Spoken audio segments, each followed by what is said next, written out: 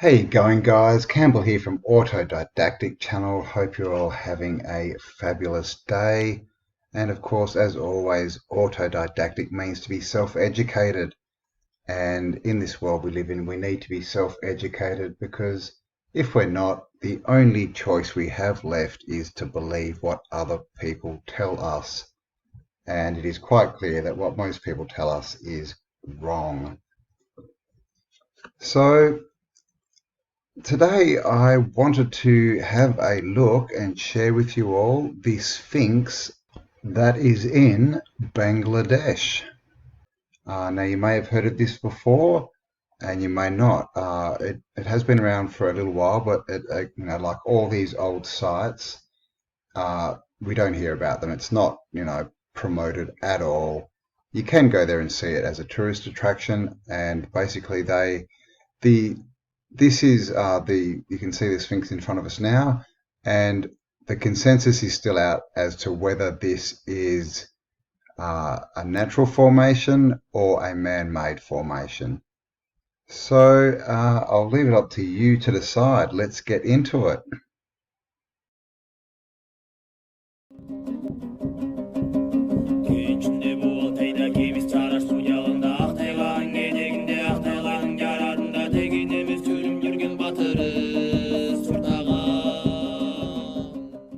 Alright, so this is the mysterious Balochistan Sphinx.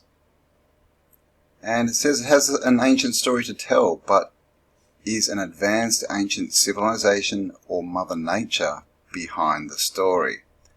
And here we have some pictures. So we can see on this picture, it's just showing you this has paws. It also has, these are called names, these bits at the side of the hat. And of course the top of the headband or headdress at the top there. So can we judge something as a natural formation without conducting proper archaeological and scientific examination? Some so-called natural formations are baffling, and the Sphinx of Pakistan belongs to that category. And this is obviously very close to what we've been looking at with mountains and melted buildings. So it says most think that the Balochistan Sphinx was carved by wind and rain and is nothing more than a natural formation. Okay, so here we go. Let's have a little look. Here we see, this is clearly a shape, very worn, but look what's underneath it. And this, of course, is, like I said, we've been looking at this lots. And we get this same thing, we get this melting effect, we get things that look like levels in here. We get, this looks like a tower, this bit here, probably, a few along the edge here. And this just looks like a melted building with this on top. And I actually did a video that's called What Lies Beneath Egypt. And I showed a picture, and it showed the Sphinx in Egypt with a temple underneath it. Like a colonnade temple, those temples that are just full of columns. So is this the remains of that? Is this the same setup, just in a different place? Because we're seeing this everywhere, aren't we? We're seeing the same buildings all over the world. We're seeing the same star cities and citadels all over the world. And now we're starting to see these melted buildings all over the world. So is this... And there's, of course, there's a really good series called Egypt is America. And in there, of course, because in America they have Memphis, Tennessee, and Memphis is an Egyptian city. So there's probably a Sphinx there too. So are they, were there different points on the earth that they were using certain symbolism and, temples and structures to, whatever, even out the energy or collect energy, but we just get this pattern of it's just all the same. Everything is the same. The Sphinx of Palestine has stood there unnoticed and unexplored for centuries. It was first in 2004 that the public learned about its existence. So it's been sitting there forever and no one really knew it was there. So what do you think? Can you see the face there? Got a little nose, got the eyes, got the headdress. Obviously got the body here, even the paws sticking out the front. And here is another shot, and this is called the temple platform. So this one they're showing, this is a temple, this is what they're saying, but look at this. Look at this part of the wall. I mean, that just looks like a building, doesn't it? With the big Sphinx sitting on the top. Symmetrical patterns. Oh, okay, yeah, right. Some steps down here. Pillars. So this is it, guys. This is what we've been looking at, the melted bricks. And here we have a very fine example with a Sphinx on the top to boot. I mean, you can just see the flow here. Is this been melted and then a mud flow come up over the top, or is all this sort of flow stuff, is this the melting? Because you'd have to get in there and see what is it. You know, is it sand and rubble, or is it... Because it could just be build up as well. That happened after this melting effect. And a few more shots. Here's one, a bit of a close-up where you can see a bit more, and you can even see like it's not connected to below, to this, like it's sitting on top. This back bit's all just melted off.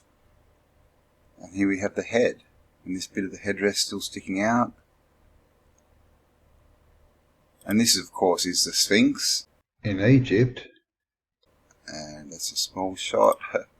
And this is the Sphinx in Bangladesh. So what do we think?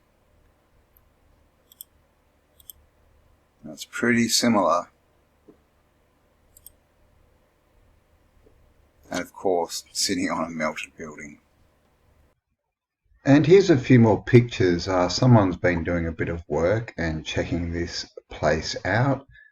And so here is the Sphinx again. You know, these bits looking very, you know, much like melted towers and things. And this person is pointing out that there may be entrances down here, like old doorways. And of course, we get this sort of collapsed, baked look happening, as we see so often. This is another shot. And as you can see, we've got rock cut pillars, and you can actually see those. See that? Those two pillars. Look at this. That looks like a pillar. Another pillar, maybe doorway bits on top.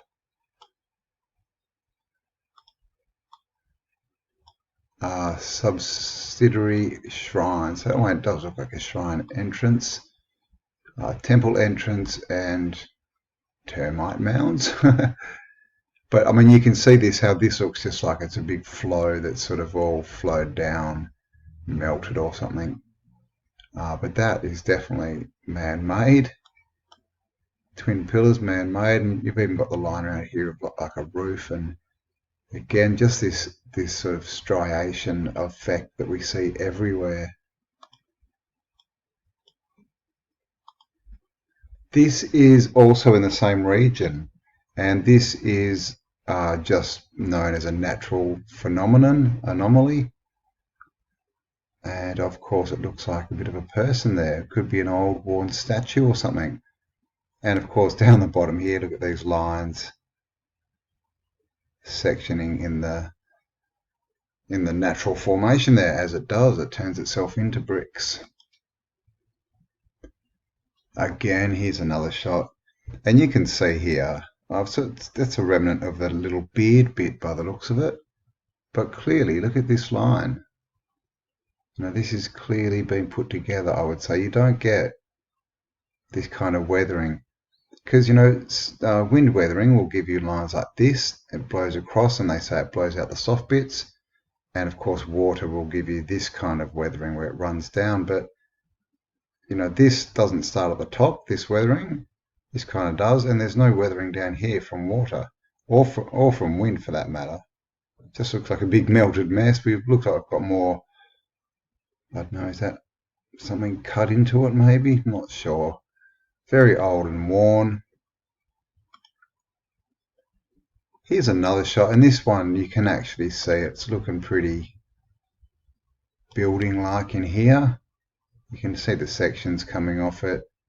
That's almost like a big archway, and all these sort of equidistant column-like things.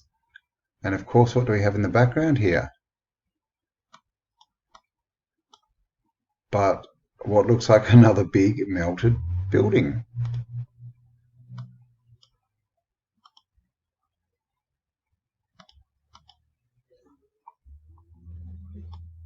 And again, I mean, this is what we get told is a mountain, but look at these lines across here. Looks like there's pillars and things everywhere. I mean, and that's looking very Sphinx-like there on that angle. So yeah, building, is this a man-made building or natural formation? Again, you can really see the sort of pillar tower type things here. This is just a shot of, it's in the same area. It's not the best quality, but just to show you, the whole place looks like it's melted.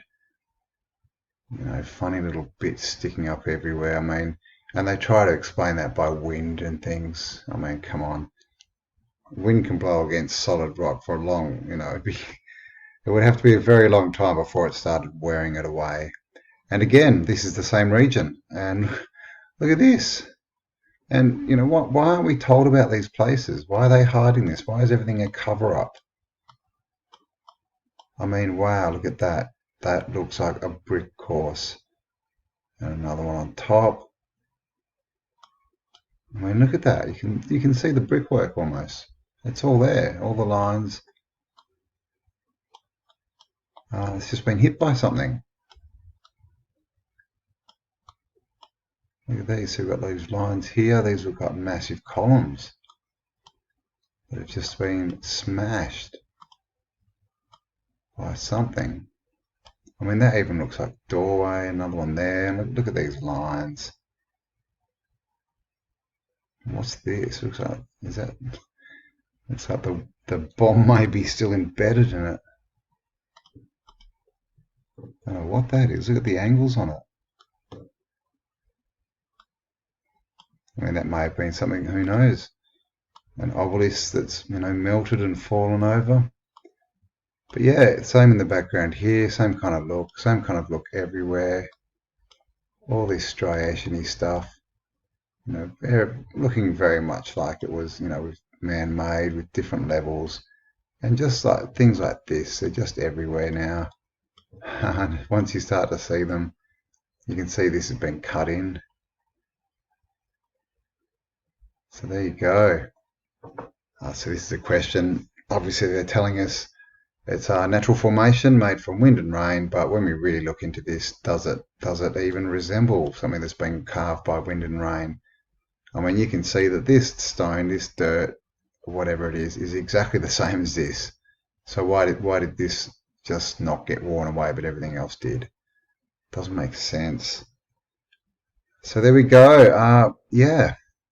Many anomalies around our planet, and again, this whole narrative that we're finding of buildings that look like they've been hit by something, they've been melted by a plasma blast or something, and we see the scars across the Middle East, the middle of Australia, the Sahara, and the Sahara goes up across the Middle East up into Russia, and also like the Gobi Desert in South America and Arizona.